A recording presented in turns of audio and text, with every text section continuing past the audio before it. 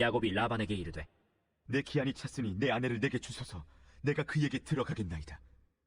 라반이 그곳 사람을 다 모아 잔치하고 저녁에 그의 딸 레아를 야곱에게로 데려가매 야곱이 그에게로 들어가니라. 라반이 또 그의 여종 실바를 그의 딸 레아에게 시녀로 주었더라. 야곱이 아침에 보니 레아라. 라반에게 이르되 외삼촌이 어찌하여 내게 이같이 행하셨나이까? 내가 라헬을 위하여 외삼촌을 섬기지 아니하였나이까? 외삼촌이 나를 속이심은 어찌 됨이니이까? 언니보다 아우를 먼저 주는 것은 우리 지방에서 하지 아니하는 바이라. 이를 위하여 7일을 채우라. 우리가 그도 내게 주리니 내가 또 나를 7년 동안 섬길지니라. 야곱이 그대로 하여 그 7일을 채우매 라반이 딸 라헬도 그에게 아내로 주고 라반이 또 그의 여종 빌하를 그의 딸 라헬에게 주어 시녀가 되게 하매 야곱이 또한 라헬에게로 들어갔고 그가 레아보다 라헬을 더 사랑하여 다시 7년 동안 라반을 섬겼더라. 여호와께서 레아가 사랑받지 못함을 보시고 그의 태를 여셨으나 라헬은 자녀가 없었더라. 레아가 임신하여 아들을 낳고 그 이름을 르우벤이라 하여 여호와께서 나의 괴로움을 돌보셨으니 이제는 내 남편이 나를 사랑하리로다. 그가 다시 임신하여 아들을 낳고 여호와께서 내가 사랑받지 못함을 들으셨으므로 내게 이 아들도 주셨도다. 하고 그의 이름을 시므온이라 하였으며 그가 또 임신하여 아들을 낳고 내가 그에게 새 아들을 낳았으니 내 남편이 지금부터 나와 연합하리로다. 그의 이름을 레위라 하였으며 그가 또 임신하여 아들을 낳고 이르되 내가 이제는 여호와를 찬송하리로다. 이로 말미암아 그가 그의 이름을 유다라 하였고 그의 출산이 멈추었더라. 네, 5월부터 다시 창세기로 본문이 돌아오게 되었습니다. 형과 아버지를 속이고 외삼촌 라반에게로 피신한 야곱은 라반의 딸 라헬에게 반하여서 라반과 계약을 맺게 됩니다.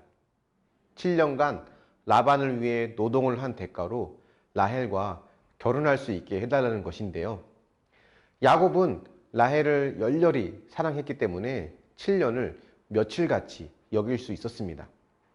그리고 약속한 7년이 다 지나가게 됩니다. 그래서 오늘 본문에 보면 야곱이 라반을 찾아가서 약속대로 라헬을 자신에게 달라고 요구하죠. 그런데 어떤 일이 벌어집니까?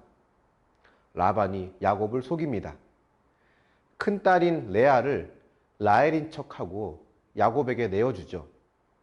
야곱은 아침에 일어나 보니 자신과 하룻밤을 보낸 여인이 라헬이 아니고 레아인 것을 알게 됩니다. 라반은 자신의 지역에서는 동생이 언니보다 먼저 결혼하는 경우는 없다고 핑계를 대긴 했지만 야곱을 속인 것은 분명합니다.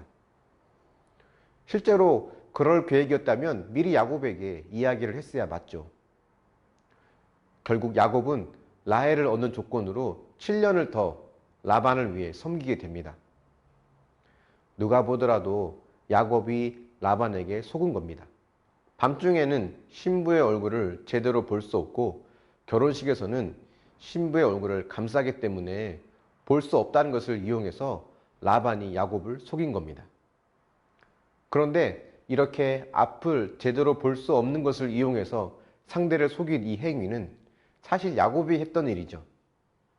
아버지 이삭이 눈이 어두워서 앞을 보지 못하자 자신이 형 에서인 것처럼 꾸며서 아버지를 속입니다. 앞이 잘 보이지 않을 것이라는 점을 이용하기는 라반이나 야곱이나 마찬가지입니다. 야곱에게 왜 이런 일이 생겼을까요? 바로 야곱을 향한 하나님의 계획이 있어서입니다. 하나님은 야곱을 통해 12지파의 조상이 태어나고 그 12지파를 중심으로 이스라엘 민족이 생겨나고 그중 유다 지파를 통해 예수님이 나오게 할 계획을 갖고 있었습니다.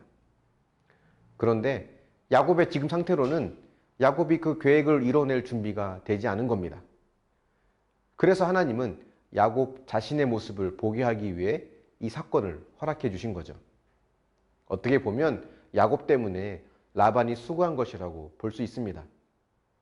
물론 라반이 잘했다는 것은 아닙니다.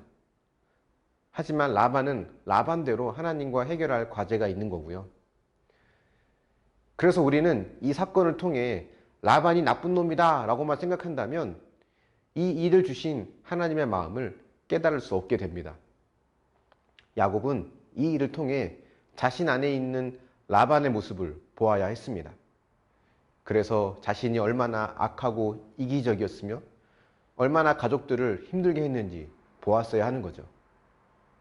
근데 이것을 스스로는 깨닫지 못하기 때문에 이 사건을 주셨다는 것을 알아야 합니다.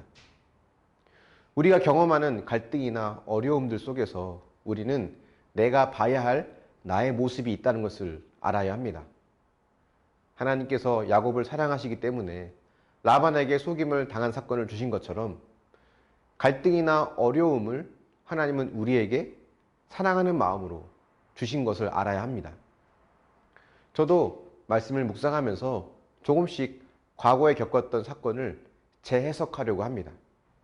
그때는 내가 피해자였다고만 생각했는데 내가 깨달아야 할 내 모습은 무엇일지를 고민하곤 합니다. 물론 상대방의 잘못도 있겠죠. 그것은 상대방이 하나님과 관계 속에서 해결되어야 할 문제이기 때문에 제 마음에서는 떠나보내려고 합니다. 묵상을 통해서 우리가 깨달아 가야 할 것이 바로 이런 것 아닐까요? 야곱의 이야기를 보면서 나에게도 하나님께서 깨달으라고 주신 라반과 같은 사건이 무엇일까? 우린 이것을 생각해야 되는 겁니다. 야곱뿐 아니라 레아도 예수님의 조상이 될 사람이었습니다. 야곱은 라헬을 더 사랑했지만 하나님은 라헬이 아닌 레아를 선택하셨습니다. 그래서 레아도 하나님께서 야곱처럼 다루십니다. 레아에게는 남편에게 사랑받지 못하는 것을 통해 만나주시죠. 레아가 남편 야곱을 통해 아들을 낳지만 야곱은 여전히 라헬을 더 사랑합니다. 여자 입장에서는 매우 자존심 상한 일이죠. 그럴수록 레아는 야곱에게 더 집착을 하게 됩니다. 레아가 낳은 아들의 이름을 보면 레아가 원하는 소망을 보게 됩니다.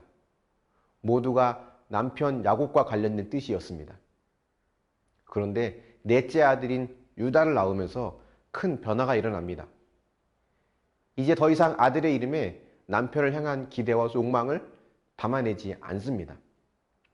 유다라는 뜻은 찬송이란 의미인데 이제는 레아가 남편의 사랑과 관계없이 하나님을 찬송하는 자가 되었다는 것을 보여줍니다.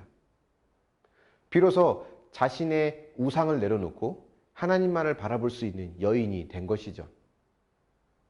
진정한 신랑 되신 주님을 알게 되자 이 땅의 신랑을 있는 그대로 용납하고 사랑할 수 있게 된 겁니다. 하나님은 이렇게 야곱과 레아를 만들어 가십니다. 하나님께서 주신 사건과 갈등 속에서 나를 빚어가시는 하나님의 마음이 있음을 알고 그 사건을 통해 하나님의 사람으로 조금씩 변화되어져 가는 저와 여러분이 되기를 축원합니다. 묵상해 보십시오. 누군가에게 속거나 갈등이 생긴 사건이 있었습니까? 그 사건 속에서 발견해야 될 나의 모습은 무엇입니까? 레아처럼 주님이 아닌 다른 것을 나의 구원자로 삼고 있는 것은 무엇입니까? 기도하겠습니다. 사랑의 하나님, 야곱이 외삼촌 라반을 만나 속임을 당하는 모습을 보며 야곱 역시 라반과 다르지 않다는 것을 보게 됩니다. 이렇게 야곱을 만나주신 하나님의 은혜가 우리의 삶 가운데 있음을 고백합니다. 우리도 갈등과 또 여러 가지 속고 속이는 이 사건을 통해서 우리의 모습을 제대로 바라보고 그 안에서 회개하며 나아갈 수 있기를 원합니다. 야곱을 다루듯이 하나님께서 우리 역시 그러한 손길로 다루고 계심을 우리가 믿게 하여 주시고 사건과 갈등이 올 때마다 이 사건 속에서 깨닫게 하시는 메시지는 무엇일지 묵상하며 하나님의 사람으로 변화되어 갈 수 있도록 인도하여 주시옵소서. 상대방의 잘못만을 내세우며 나는 의로운 척 하는 것이 아니라 먼저 내 안에 있는 나의 이기적인 욕심을 먼저 보게 하시고 하나님 앞에 회개하며 돌이킬 수 있는 은혜와 믿음을 허락하여 주시옵소서. 레아와 같이 하나님이 아닌 다른 것을 내 삶의 주인으로 삼지 않게 해주시고 진정한 신랑 되시고 내 삶의 진정한 주인 되신 주님을 만남으로 이 땅의 다른 것에 마음을 빼앗기지 않는 참 믿음의 사람이 되게 하여 주시옵소서. 감사드리며 예수님의 이름으로 기도합니다. 아멘.